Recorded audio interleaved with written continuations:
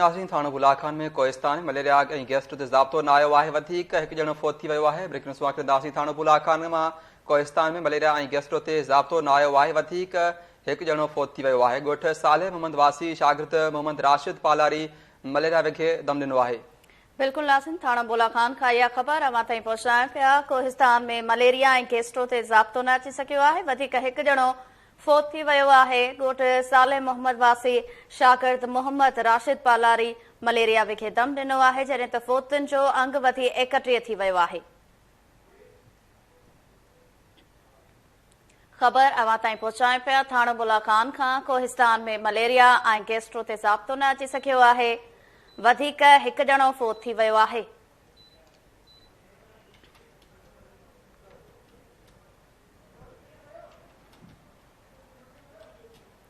थाणो बुलाखान खां ख़बर अवां ताईं पहुचाइण पिया। कोहिस्तान में मलेरिया ऐं गैस्ट्रो ते ज़ाब्तो न अची सघियो आहे। वधीक हिकु ॼणो फ़ौत थी वियो आहे।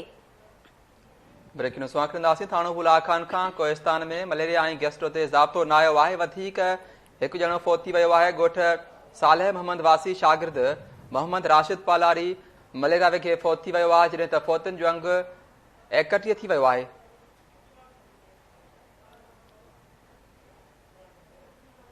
थाणा बुलाखान खां ख़बर अवां ताईं पहुचाइण पिया। कोहिस्तान में मलेरिया ऐं गैस्ट्रो ते ज़ाब्तो न अची सघियो आहे। वधीक हिकु ॼणो फ़ौत थी वियो आहे।